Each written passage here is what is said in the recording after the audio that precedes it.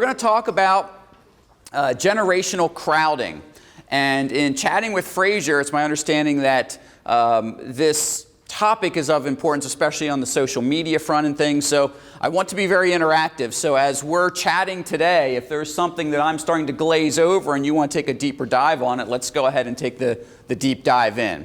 Okay? So what we want to look at is, you guys have all probably been to presentations where it talks about the generations and everything. So I'm just going to glaze through that pretty quickly, because the whole purpose of our chat today should be around what do we do with these generations? Not just what makes them different or what makes them tick, but what makes them gel. And there is actually quite a bit more that makes us gel than keeps us apart. So we're going to take a look at each of the generations, why they are what they are, and then figure out where we're going to go.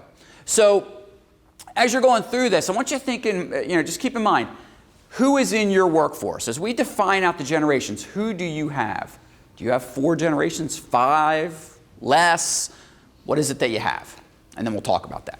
Okay, so we're going to look at each of those generations. We're going to look at what makes them tick. Okay, some people chalk it up to those are the things that make things different, and that those are where all the problems are. But if we understand what makes each of us tick from a generational standpoint, then maybe we start to figure out how we can work with these different folks. Okay? We're going to look at the clash points around work and learning and personal development, freedom inside the workplace, those kinds of things. And then we're going to wrap up our hour together on where's the common ground. What are the things that we can all agree on that we can start building on instead of pointing fingers and saying, well, that generation stinks, or they're lazy, or they're stodgy, or whatever stereotype it has. Okay? Now, speaking of stereotypes, I also realize when we start defining out these generations and working with them, we are working with some stereotypes. So you might be sitting there saying, well, gosh, I'm in that generation. That doesn't apply to me. That's okay. We're all unique human beings. We're looking at in general terms, what makes these various generations click.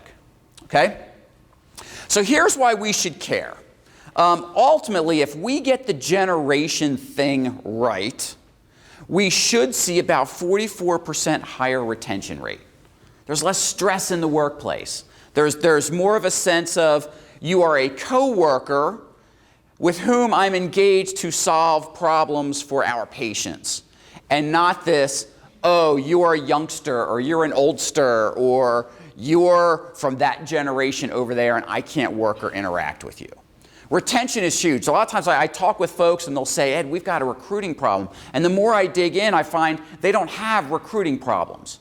They've got retention problems. And you solve those two things very differently. Okay?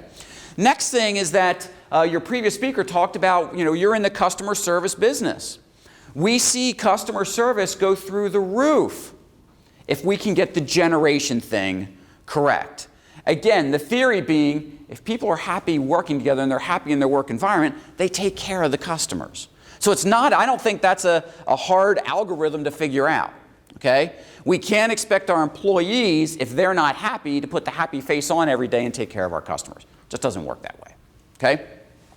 And then you see a couple of the other stats up there. More profitable. That should be the real key. If we can get the generation thing right, which leads to better retention, which leads to better safety and better productivity, it can't help but impact the bottom line. One of the battles that I often fight in working with folks on their HR issues is they'll say, well, HR is overhead, and I'm not going to spend money on that. That's foolishness, okay? We're in the people business. And in fact, usually, the people side of our businesses, I'm willing to bet, costs you at least 30% of your operating budget. At least. I've heard much higher in some cases, but at least.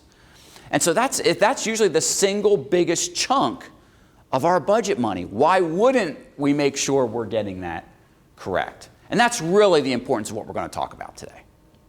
So, first off, let's look at some aliases. Every generation has its own sort of names. And so I like to get those out of there because people get confused sometimes about, well, is this a different generation or is it the same generation? So oftentimes the most senior generation that we've got in the workforce today is the veteran generation. Okay, and I'm going to define out the years in a moment here for you. But you probably also heard them called the greatest generation. Thanks to, who was it, Tom Brokaw's book, I think. And so, yeah, you will hear any of those other things, but veterans tends to be their primary name. Of course, then you have the boomers. Every now and then you'll hear Generation Jones, but everyone knows it's the baby boomers, okay? Then there's Gen Xers. We were the original 20-somethings. We were the baby busters because we came right after the boomers. So there's a couple other reasons that we're in there. We're going to talk about that whole latchkey thing and how that plays into the workplace. Next, we've got Generation Y. You'll probably hear them more often called Millennials, actually. Okay? Some people, again, think those are two different generations. They are not. Same generation. So if you're talking about Gen Y, you're talking about Millennials, same generation. Anyone want to take a guess what the youngest generation in the workforce is? Z, right? We're running out of letters. I don't know what next is coming. We're going back to A. I'm not quite sure. Okay? Every now and then you'll hear them called the I generation. Anyone want to take a stab at why they're the I generation? No. As a matter of fact, it's not. What does the I stand for? Yeah. Everything iPhone, iPad, iMac. Okay, not as an endorsement to Apple products, but technology in general. Okay? So, let's figure out what makes all these folks tick. All right, so veterans, born in 25 to 45. What you'll find is that if there are boomers in here and you were born in 46, 47, you might exhibit some veteran type traits. Same as a veteran born in 42 to 45 might exhibit some boomer traits. So there's always that leap over. Okay? Take a look at some of the things like toys. Simple toys, right? Certainly computer systems and online gaming. Okay? Tin cars, wagons, things that you go to the antique stores and the toy buyers look for, okay, because they're valuable. These folks might remember some Depression era things going on if they were from the older part of this generation. Okay? They certainly may remember tough times in the family, that sort of thing. Okay? But here's a cool thing. So in 1942, one of their dollars would buy almost $17 today. Okay, so a whole different level of spending and inflation. Again, simple toys. The doll babies and the fire trucks, they maybe were made of wood or tin, things like that. Certainly nothing commercialized, right? They're influenced by the Great Depression, certainly the wars, and the Korean War. And that's why these folks are often called the greatest generation. They fought several wars for us. World War II, Korea, and some of the career military folks were in Vietnam. And so they did a tremendous amount for our country in terms of their service to our country. But these are some major influences on that generation. And we'll see how that plays out here in a moment. Okay? So, when we look at their assets, take a look at that list. And think about the folks that you know that are in the veteran generation. Do they, for the most part, exhibit those assets? Where do those assets come from? How did they get those assets?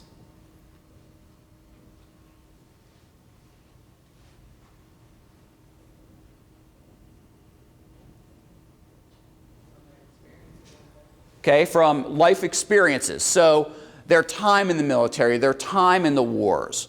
The women going to work in the factories while the men were all fighting the war. So that whole idea of we're going to work hard in order to support our family, to support our country. They grew up in an environment of cradle-to-grave employment.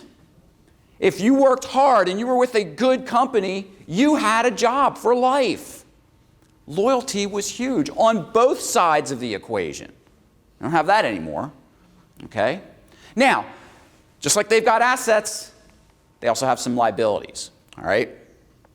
So take a look at these liabilities. A lot of folks will say, well, that's because they're older. Older people don't like to change. No, that's garbage. None of us really like to change. That's the reality of it, okay? We get set in our ways. We get into our routines. We're just creatures of habit as human beings. But when you look at these liabilities, what do you see them being as problems in the workplace? Why should we be concerned about this list of liabilities?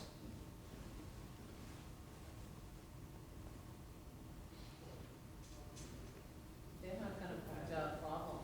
I'm sorry? They're not going to point out problems. They're just going Exactly. to flow and stay under the radar. Mm-hmm. And when they see things that should be changed, they're going to be very hesitant. Or Yep. absent. Exactly. Head down, nose to the grindstone. Okay? Again, you have a generation, mostly of the men, who for their entire lives took orders in the military. Okay? You didn't question, you followed orders. Boss says do this, you go do it. Okay? And so that starts to translate over into the workplace, where when authority says this is what happens, you don't disagree. Okay? That's a problem in today's ever-changing business environment, quite obviously. Okay? We need folks who are going to step up and say, hey, why is this way? Why do we do it this way? Is there another way to do it? You're not going to get that out of this generation. Okay? So here's what some of the other generations say about them. Now, we don't have a lot of data on Z yet, so you're not going to see Z popping in just yet. But take a look at what everyone else. So boomers say that they are dictatorial and rigid. Why do you think boomers say that about the veterans? They were raised by the veterans. And in many cases, it was a military household. You know, kids were meant to be seen and not heard. And, you know, dad wanted his meat and potatoes when he walked in the door, and he wanted the newspaper, and everything had a routine. Okay, there was a rigidness there. Okay, the Xers, we would just like them to learn to use email effectively to communicate. You know, just something to help us out here. Okay? And then the Ys, though, the Ys have read about this generation growing up in the history books, right? So they look at these folks. These are their grandparents, maybe even their great-grandparents in many cases. And so they're looking at this and saying, wow, these folks did a tremendous amount for our country. So you can see that, you know, if there's going to be a rub point in the workplace, it's probably with the boomers, okay? Yeah, the communication thing with the Xers might be a bit of a challenge, but the Ys, the group that everyone complains about, is pretty okay with the veterans. Okay? Now, we'll see what the veterans say about the other generations here in a bit. Okay? Now, here's what motivates them. So, how many of you have veterans in your workplace that are still in that age frame? A couple of you? Okay? So, if you've got these folks, or you have positions where you might be in a position to hire a veteran in, okay? Because yes, some of them are still looking for some part-time work and things. Look at the things that motivate them. They want to hear that we respect their experiences, that they bring valuable insights about what has worked in the past. You know, oftentimes we say, well, what worked before isn't going to work today. But while that may be true, we also need to know, well, why did it work back then? And why won't it work today? Let's analyze that from a business perspective for a moment. And also, they love to hear that we value their perseverance, their willingness to work through problems.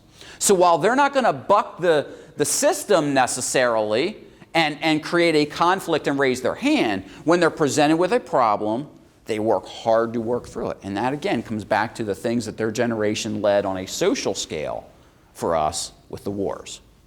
So again, not a bad generation, right? None of the generations are bad. We all have our good, the bad, and the ugly, so to speak, okay? And so let's take a look at the boomers. 46 to 64, you look at some of the things going on that were important to the boomers here. Space race, still relatively simple toys, okay? And then sex, drugs, rock and roll, and Woodstock, okay? So very, very different upbringing, all right, for the boomers. Again, we see the cost of living, it actually cuts in half. So we jump from one generation to the next, the cost of living cut in half. That's kind of amazing. It's one of the biggest jumps that we'll see from an inflation standpoint. Okay? We see Barbie dolls starting to come into the fray. So something that's commercially produced on a mass scale, and massive amounts of children playing with a commercially produced toy. Okay, the vets didn't have that. All right, but everything was still relatively simple. You know, the electronic train was the biggest jump from the veterans, okay? And a lot of people put it around their Christmas tree, and there it went, kind of things. All right? But the whole Hot Wheels and sleds and bikes, still very simple, still very active, outdoorsy kind of things, right? So look at the influences and look how it's changed. Okay? Yes, Vietnam's in there, but look at some of the other things. They're all technology-based. The nuclear age, technology, right? Space age, technology. You had Woodstock. You also had Watergate, the first really public political issue regarding a sitting president. Okay? And so that starts to shake our trust in our governmental leaders. And to some extent, that has really carried through the last 50 years when you think about it. But look at the polio vaccine. Anyone know someone with polio? One person, two. A couple generations ago, most of our arms would have gone up. Yet in the space of 2 generations, we basically wiped out a disease. Okay, so we take some of these little things for granted now, but these are influences over the boomer generation. Probably one of the biggest things on this list is the civil rights movement. Why that combined with Woodstock is why are those two events such a big influencer over the boomer generation? That's the paradigm shift between keeping your head down and just kind of going with the flow, or wow, this doesn't feel good, we're going to make a change. Okay, right. So activism on a social and very public scale. So huge difference. So probably one of the biggest disconnects between all the generations is the one between the vets and the boomers. Because the generation was just so different, okay? So when we look at this, look at their assets. If you think about the civil rights movement and everything that happened during the boomers' youth, it should not be a surprise to see things like they're service-oriented and they're driven and they want to make peace with each other, okay? Because they were going to Woodstock and having a good time, listening to great music and doing other things, right? And so there is this sense of we're all hanging out, we're all in this messed up world together, and let's try and fix it. Okay, so there was a lot of activism in the boomers, and we need that in our workplace, right? We need people willing to challenge the status quo. Here are the liabilities with the boomers, though. Okay? Now, this is usually, I've had people tell me after presentations where I'm talking about the generations that I pick on the boomers. I don't pick on the boomers any more than I pick on anybody else. You can read all the theorists, okay? The boomers do have a lot of great traits. They also got some pretty big liabilities that come with them, okay? Not the least of which is disliking conflict. Now that's interesting, and it would seem to fly in the face of, well, wait a minute, if something's wrong, we're going to raise our hand and we're going to fix this, but that doesn't mean they like to initiate conflict. Because for boomers, it's all about, can't we just get along? Let's figure out a way to get along. Let's sit around the campfire and sing Kumbaya, okay? There is that mindset, okay? They are very process-driven. Where can you see that would cause a rub in the workplace?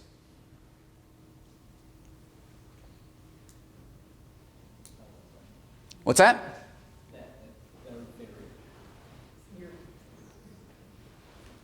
Where would being all about process cause a problem in the workplace? They're not thinking outside the box. And they just say, well, this is the way that we've always done it. Okay, so there's some of that. The biggest rub, I believe, comes with that piece and the Xers. The Xers, and now we've seen it with the younger generations, are all about results. Tell me the rules of the game and I'll get you results. Don't tell me how to get the results. Whereas the boomers are very much, this is how you do it. That is a big disconnect. And we'll see why that has become such a disconnect between the boomers and the Xers in a moment. And what's interesting about this is when we look at the liabilities of each generation, and we want to point the finger at that generation, usually it's the generation prior that caused those liabilities. Okay? So we'll look at that. All right. So here's what the other generations are saying. So no surprise that the veterans say the boomers are self-absorbed, right? Because it's their kids. And so you think about the veterans were so service-minded and so much about the greater good, and now the boomers come along and say it's all about feeling good. Greater good versus feeling good. There's a clash there, right?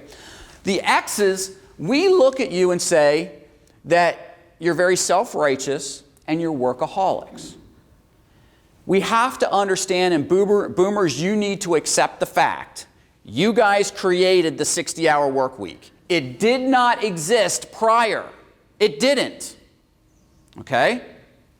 Why did the boomers create the 60-hour work week?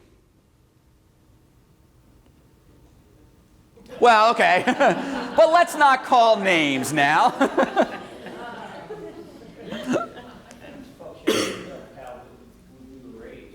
Okay, well, so there's the function of hard work, but this goes beyond hard work even.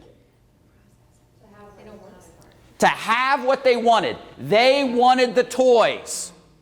And they were willing to work longer hours to get those toys, so good for them, but it's now become a staple of the American workforce. I mean, you're almost looked at as someone who doesn't care if you show up at your desk at 8 o'clock, you work hard for 8 hours, and you leave at 5 o'clock. People will look at you and say, you don't care. Garbage. Okay? But that comes from this boomer influence of we live to work. That mantra is sort of ingrained into that generation. They define themselves by their work. We're going to see that shift in a great way with the younger generations. That we are no longer defined by our work. My dad's always engraved in me, work equals worth. And that's what he's always said. Work equals worth. I love that. And I've heard that before, right? But most of us would say, my work is not who I am. And all you have to do is ask someone at a cocktail party, what do you do? Who are you? You will get different answers based upon their generation in many cases. Younger generations are more inclined to say, I'm a father, I'm a mother, I'm a sister, I'm a brother, I'm a rock climber, I'm a sports car driver. A boomer is going to say, I'm an accountant, I'm a lawyer, I'm a doctor. Again, mind shift in what identifies me as a human being. We're going to see that shift greatly, hence the biggest rub between the boomers and the younger generations. Okay? And then the Ys, so this is the interesting thing. The Ys and the boomers really get along. Yet, the boomers complain the most about the Ys in the workplace. It's an odd phenomenon. Because overall, the Ys, again, have learned about the boomers, but they're like, hey, they did the civil rights movement stuff. They partied at Woodstock. How cool is that? You know? They like your music. The younger generations love the rock of the 60s and the 70s. They love it. And so there are a lot of affinities there. For the most part, the boomers are the Ys grandparents as well. So grandparents are cool no matter what, right? So there's some affinity there, except in the workplace. And we'll see why in a moment. Okay? Now, here's what motivates the boomers. Thinking about the fact that boomers, they like to have their egos stroked. Okay? They like to hear, you're valued. You're important around here. We need you. We approve of you. Very different than what motivated the veterans, right? Why do the boomers need that stuff? I'm sorry? Because they didn't get it from their parents. Exactly. They grew up in a very rigid household where maybe emotions were not openly shared. Because in wartime, there's no time for emotions. And so that carried over into the raising of the kids. Okay? And so, yes, I'm stereotyping. I get it, but it is a trait. It is what the boomers want and need in the workplace. So we've got to have that message for them. We've got to value them. We've got to tell them we value them. We've got to give them the ego strokes and make it about them if we want to retain them and or recruit them. Okay. So let's take a look at the Xers. 65 to 76, small generation. We're like the cream in the Oreo cookie, and the cookie is the boomers and the Ys. Okay? There's twice as much cookie in the Oreo as there is cream, right?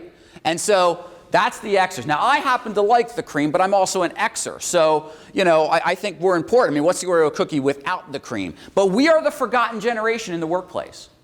In fact, I was just talking about generations at another conference, and one woman raised her hand. She goes, what happened to the Xers? I'm like, yes, exactly. We are the forgotten generation.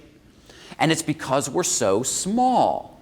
The boomers didn't have all the kids that the veterans did. They had the 1.5 kids and the white picket fence. Okay? So we are very, very small. But we're mighty.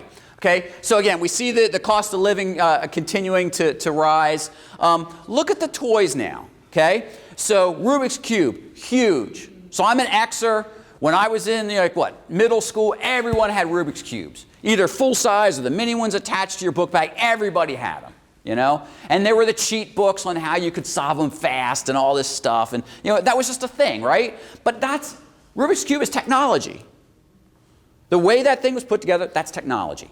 Okay, so we're playing with technology. But ladies, you guys had the Cabbage Patch dolls, and the boomer moms wanted you to have them so much they would fight each other in the department stores for them, right? When the new one came out at Christmas time, that was one of the first toys where there was that crazy rush.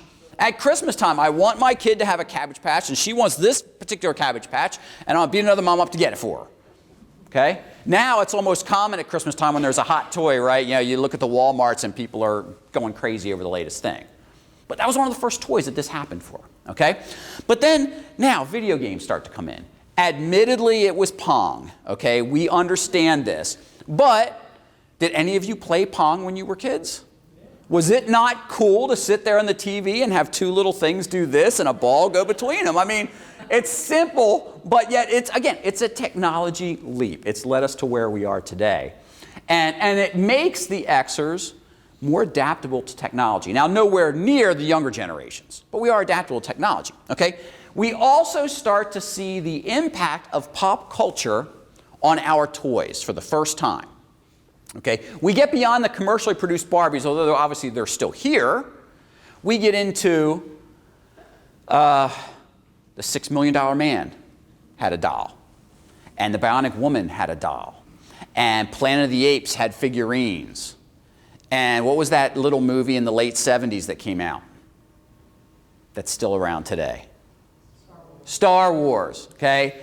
Everything, you know, came out with Star Wars playthings. Okay? We start to see this influence, starting with TV and then gradually getting into the movies, okay, where the toys are coming out of these pop culture things. All right? And so look at our influences. Look at how they're different than the two previous generations. We're not dealing as much with war until we're a little bit older. When the Gulf War hits. I mean, we're in our early 20s, so our young years are formed more by the Cold War than anything else. But even then, we were kind of too young to understand what was really going on there, okay? But when you think about each generation, there is a defining moment for each generation. What was the defining moment for the veteran generation, where if you ask someone from that generation, they'll tell you exactly where they were when it happened? No, the veterans. The veterans. What was their defining moment? Nope, not Vietnam. Into World War II? No, but we're getting closer. JFK being shot up. Nope, that's not the vets. Pearl Harbor. Pearl Harbor, defining moment for them. It drew us into World War II. Huge military loss for us. I think it may have been the biggest at that point to date. Okay? Now, boomers. What do boomers know where they were and what they were doing? This is an easy one. Kennedy assassination. Kennedy assassination, okay? That's their defining moment. For Xers, space shuttle explosion. You think about this for a moment. The boomers lived through the space race, and we're putting men on the moon and all this kind of crazy stuff. And now we invent this thing that can go up and come back. It doesn't have to land the astronauts in the middle of the ocean somewhere. And we're all watching it. I still remember we had midterms or some big testing that day. And we had, you took tests and went home. And I was at my girlfriend's house. We're making lunch, and we got this on the TV, and poof, there it went. First time that we lose something this massive, billion-dollar spacecraft goes kablooey on national TV. And so, again, everyone has these, each generation has these events that they can identify with, okay? Again, the whys is going to be pretty easy as well. All right, so let's take a look at our assets. I say ours because, after all, I'm an Xer, okay? Take a look at that list. Where does that list of assets come from? Why do we have that list?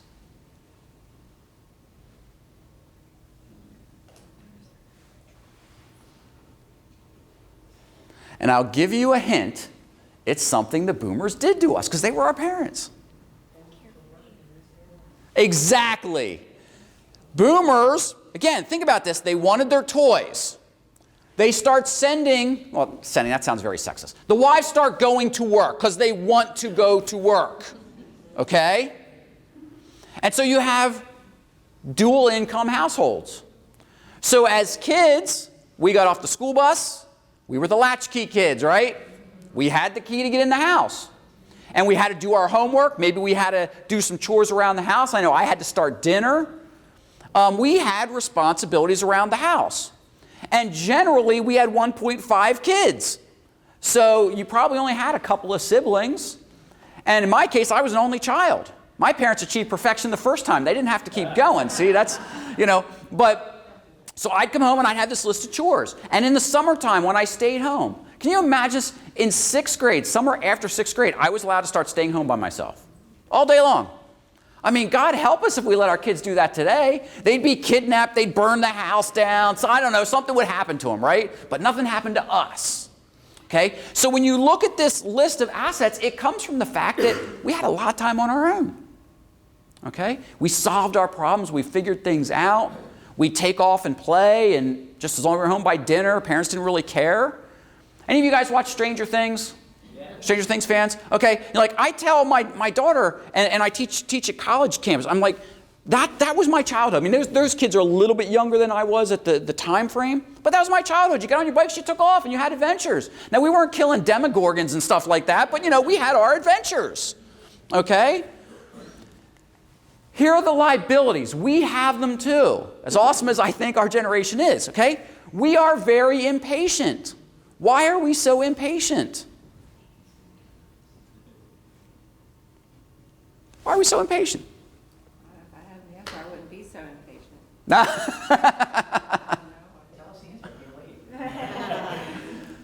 Because we were home alone. If we wanted something, we got it. We wanted to do something, we did it. We didn't ask permission because there was no one to ask. We just did it. So in the workplace, and here's the interesting thing, boomers. I'm not throwing darts, but just think about this for a minute. At home, you left us be. You left us with a list of chores, said, get these done as long as by 5 o'clock when your dad and I get home, these things got to be done. And you left for work. Now, you didn't know that for the bulk of the day, we did whatever we felt like. It come 4:30, we ran through the house doing those chores, because that's what we did. Okay? Bottom line is the chores were done when you got home. Now we come to the workplace, and what do you do to us? Here's the process. This is how you do this job. And the micromanaging started. What a huge disconnect in the workplace. It didn't make any sense to us. Okay? And then we got told, because we spoke out about it, that we had poor people skills. Okay? Well, we're hanging out at home with no adult supervision. Where are we supposed to get people skills from? Thank you very much. Okay, so when we look at what others say about us, okay? Look at the vets. The vets say we're not educated. Now, this is despite the fact that my generation had a higher percentage of the generation going to college than any previous generation. So why do the veterans think that we are uneducated? Because we don't follow the rules. Okay, follow the rules. Why else? Is formal college the only kind of education there is? There's the school of hard knocks and the school of life that the veterans learned quite well from. Many of us Xers never had to do that. Okay, we never had to go fight a war. Certainly, never had to get drafted to go fight the war. And so that's a huge challenge. The B's, no surprise here. There's our parents. Okay, they think we're slackers and everything, which again is interesting, given the fact that we were the latchkey kids and we didn't burn houses down. Okay, it's interesting how things change when we get into the work environment. Now, the Y's, this is changing a little bit. You see, when the Y's first came into the workplace and they're seeing us cynical Xers walk around, the boss is this and the boss is that and everything, and the Y's are like, well, we like them. What's your problem? Okay? You got to remember, the Y's were influenced, as we're going to see, with the roaring 90s. All they saw was wealth being created. Okay? Whereas the Xers, we saw parents starting to get laid off. We saw that whole cradle-to-grave employment going away. And so that led to our cynicism about loyalty to a workplace. Okay? The Y's hadn't yet seen that. They've obviously seen it now. So they're not quite cynical, but they are most definitely not wearing rose-colored glasses any longer. Okay? So here are the things that motivate us. This should not be a surprise. Here's the problem. Go fix it your way. Here are the rules of the game. Just get it done. Okay? Not unlike the way we were raised. There was a very limited framework of rules. Go do what you're going to do, be home by dinner, and make sure the cops aren't the ones bringing you home. That was kind of it, right? And so that's what we want in the workplace, even today in our middle age. We want this in the workplace. We don't want the rules. We just want to be able to solve problems. That's what we want to do. And we're good at it. We're good problem solvers.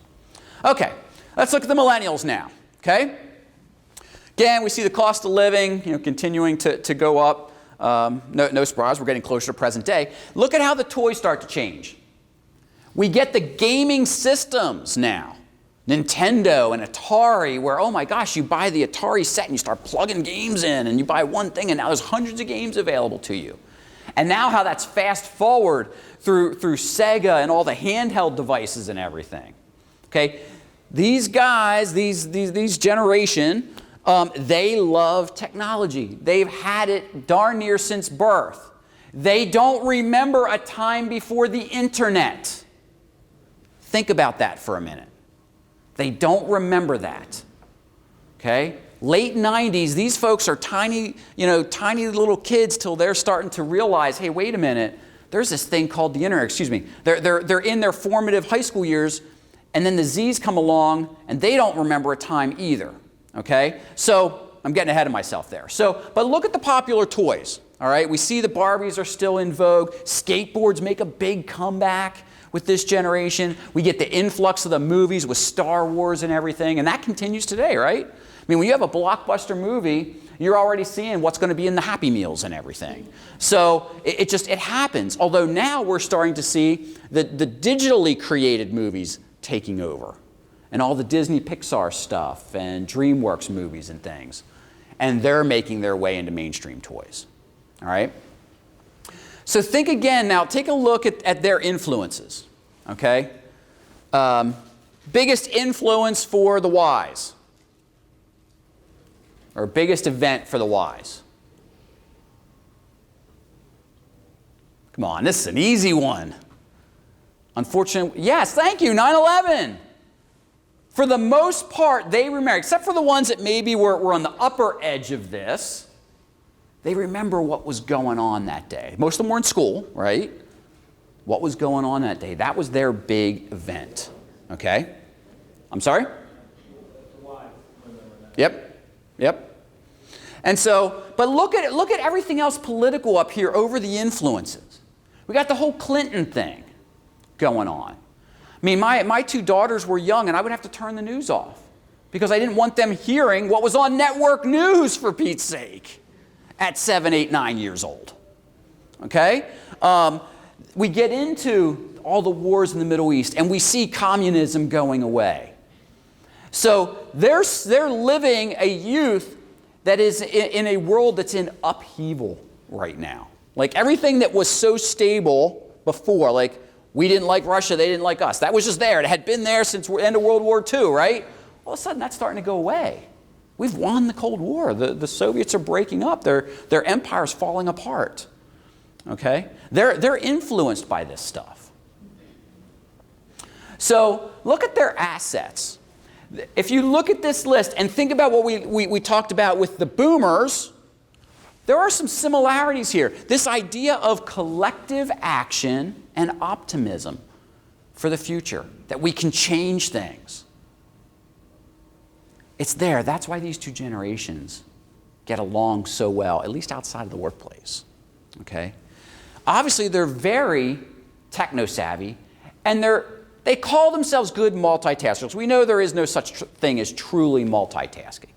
But they grew up studying with earbuds in and on the phone with their friends. We didn't really have the texting yet, but they were on their phones, and they were doing different things.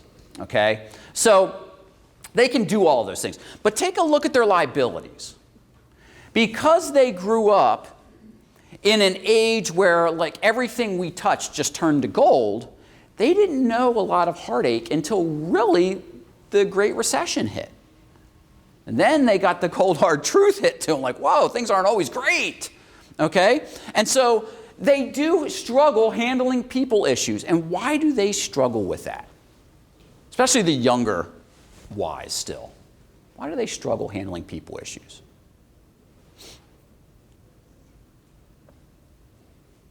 And yes, the younger boomers and the Xers did this to them. It's our fault.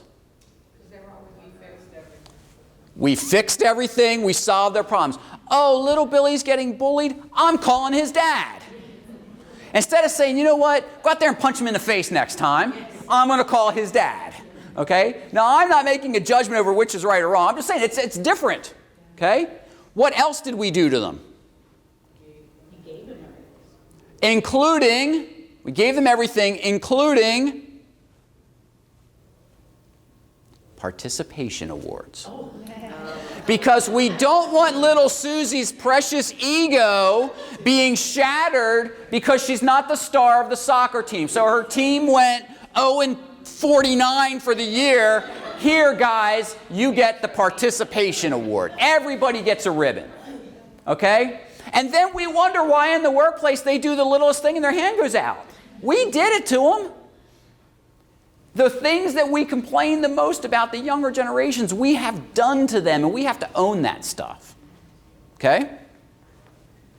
So, let's take a look at what others say, okay? Veterans like them. They're well-mannered. Again, these are our great-grandparents typically, okay? We think they need too much attention, okay? Or the boomers do, but we think they're self-absorbed, they're this, that. They're our kids. So there's a theme. We're seeing the theme here, right? Okay? Here's what motivates them. They want to be motivated by that higher good. You can turn this place around.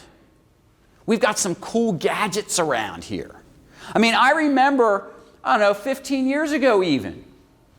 And I was with an accounting firm, and the recruiters were coming back complaining they could not get the talent that we needed because the other accounting firms were giving them smartphones, and we weren't. Didn't give them smartphones. If that's what they want, give it to them. Okay?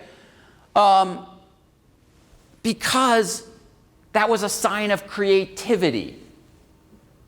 Just, I'm able to get emails in my hand. Yay. Now it's a curse, right? But these folks wanted it. Give it to them.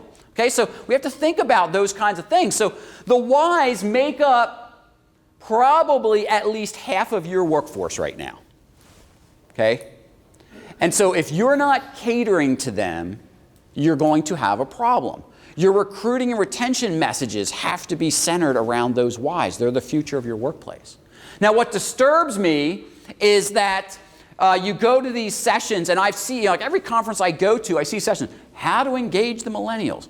Give me a break. Most of these folks are in their mid to late 30s. They're in management roles now. They can figure out how to engage themselves as far as I'm concerned. Okay? If you don't know that, you've missed the boat. It's gone, left the dock. It's half of your workforce if you haven't figured that out already. Better start focusing on the Z's. Okay? So, let's take a look at Z's. So we don't know a lot about them yet because the first college graduates are just now coming into our workforce. We don't know a whole lot about them in terms of how they're going to interact in the workforce and things. There's more data on this coming out, daily, basically. But look at the things that motivate them. Does that first bullet surprise you? So some people are surprised by this because these folks are so adept at texting. And yet, what this is telling us is that they value and crave that one-on-one interaction when it comes to how to improve their skill set, how to engage them. So let's not confuse the fact that they sit and text one another to have a conversation with the fact that they don't want in-person relationships with their manager. Now, that in-person relationship doesn't have to be you and I sitting here, does it? What could it look like? Digital meetings. It could be Skype or GoToMeeting or things like that, right? So it's still in-person communication, but as your practices get more diverse and it becomes less logical to run people even an hour across town for a meeting when we've got the technology to all be face-to-face and have the interactions and see each other, why wouldn't we? And so if you look at the third bullet point there, they love virtual collaboration. Where does that come from? And they're really good at it. What is it? FaceTime. Okay, so they do the FaceTime thing. They're good at that. Gaming. They log in to a game online, and they compete towards a common goal with people from around the world who they don't even know. Think about the cool implications that has for our workplace. I'm working with a board of directors right now on some issues, and there's one lady that absolutely insists that every meeting be in person. What generation is she? She is absolutely a boomer.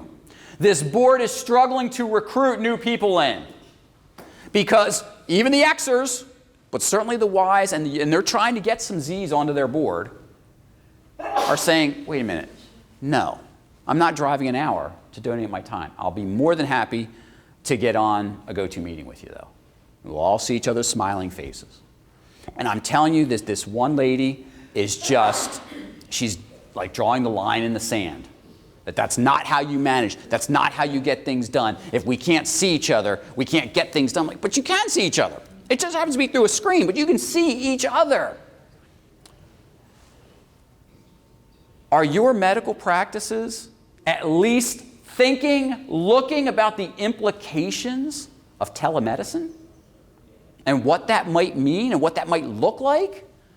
That's coming from this generation. Doesn't it make sense? I mean, think about it. You've got flu-like symptoms. You go to your family doc. What happens? They put you on a scale. What's that got to do with you feeling bad? Nothing. They take your blood pressure. They take your temperature. Okay? You can take your blood pressure at home. You can take your temperature at home. It's going to be pretty darn close to what they'd get in the office. So the only thing that has to happen is that doc's going to look in your mouth a little bit. He's going to poke around, and then he's going to call in your prescription to CVS. Did you really need to feel cruddy, get in your car, drive to the doc's office, sit and wait around a bunch of other sneezing, sick people to spend your 5 minutes with your doc to drive to CVS to get your prescription to go home and eat your chicken soup? No, it doesn't make any sense. Okay? Now, not every ailment, obviously. I mean, your surgeons can't do orthopedic surgery through the web, okay? But when you think about the implications for this and the use of technology to have meetings and professional interactions, this generation is going to demand it. And guess what? They're your future surgeons. Another, 15 years they'll be coming out of med school in some cases? They may be demanding this kind of stuff. So, let's look at the clash of all these in the workplace. Good friend of mine, Ira Wolf, follow him on LinkedIn. He's a thought leader when it comes to generational type stuff, especially recruiting. Has a great book out there called Geeks, Geezers, and Googleization. And in that book, he identifies a couple of clash points between the generations that we have to get addressed if we want to drive our business results. Okay? First is the vets, you still have them, and for the most part, I think we can all identify the fact we don't like profanity and slang. We don't like to be disrespectful. Although, when you look at the older generations, even in the workplace, they referred to each other as Mr. and Ms. or Mrs. There was no first name basis. We find that antiquated, and I actually think it's better that way because first names are kind of more personal. Okay? But that would have been a sign of disrespect, referring to someone in the workplace by their first name. Okay? The boomers don't like political incorrectness, which is the biggest rub with the younger generations. Okay? But the brisk, the rushing, again, the boomers like to sit down and chill. More about relationships. The younger generations, it's not that we don't crave relationships. It's that, okay, I like you, you're my boss, I got to work with you, just tell me what you need me to do so I can go do it. Because you know where I really want my relationships to be? With my family and friends back home. That's where I want my relationships. Okay? And that's different. Not that we don't all sort of have that craving for a friend or friends in the workplace, but it's a different level than what the boomers have expected. Okay? The Xers, we don't like to waste time. We despise meetings and sitting around having that monthly or weekly Monday morning 8 o'clock meeting. Why? Is there anything on the agenda? No, but we're going to sit here for an hour. Waste of time. Doesn't make any sense. Okay? But it's on the calendar. We have to have the meeting. That's a big disconnect, again, between the older workforce and the younger one. Okay? The Ys, they don't like sarcasm and cynicism, which is why they have problems with the X generation. All right? They don't like unfairness. And again, this comes back to everyone got a trophy. I recall a number of years back, I was still in-house, and I had hired an HR person who was going to be working over in Jersey. And 6 months in, she's killing it. She's doing everything we would have expected her to do.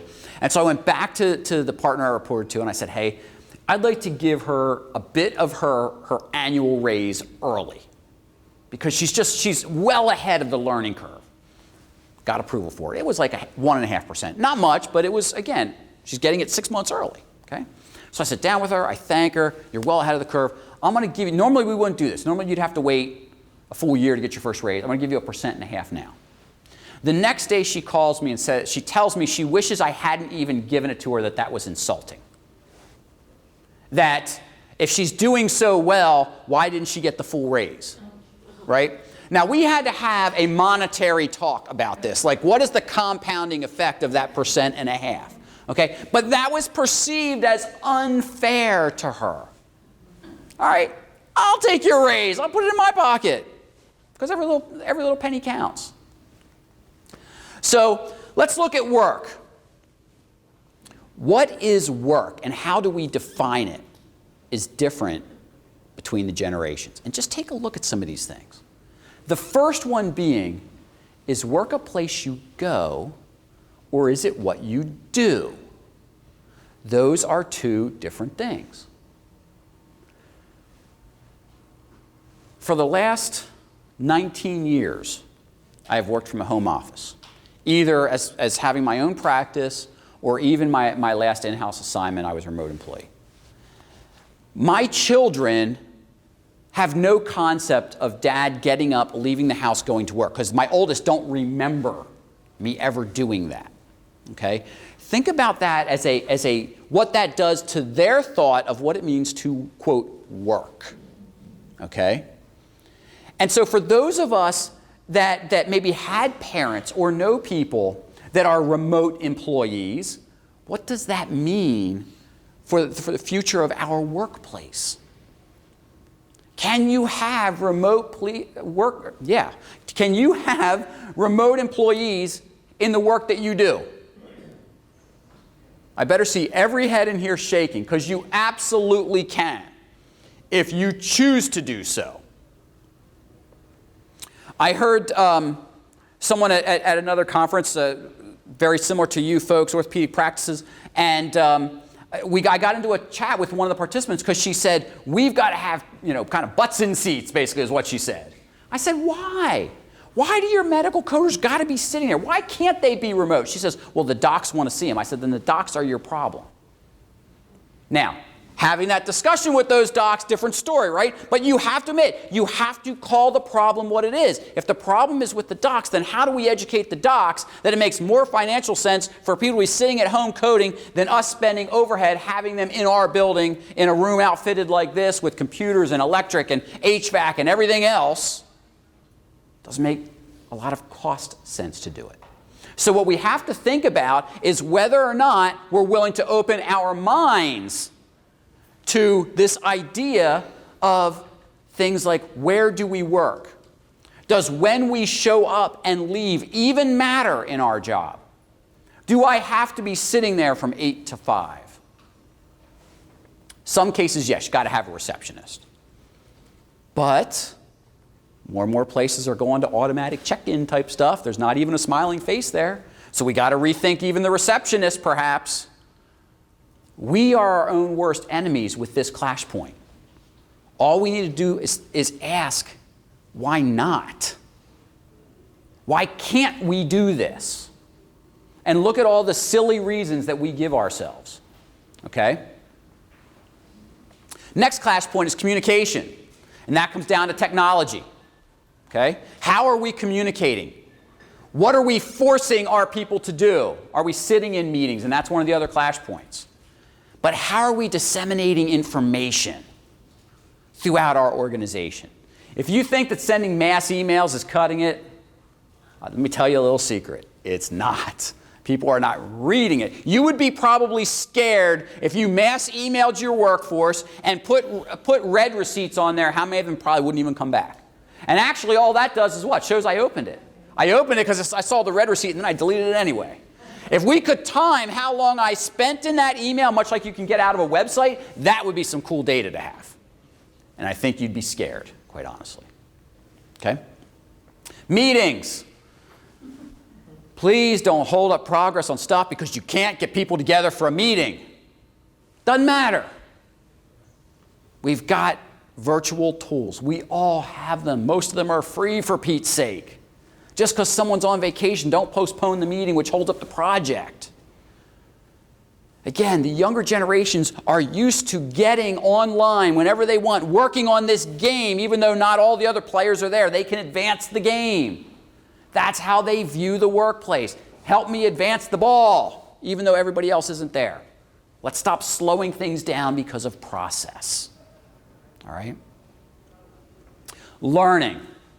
We got no more Encyclopedia Britannica, right? I mean, there's probably a lot of us in here that's how we did high school reports.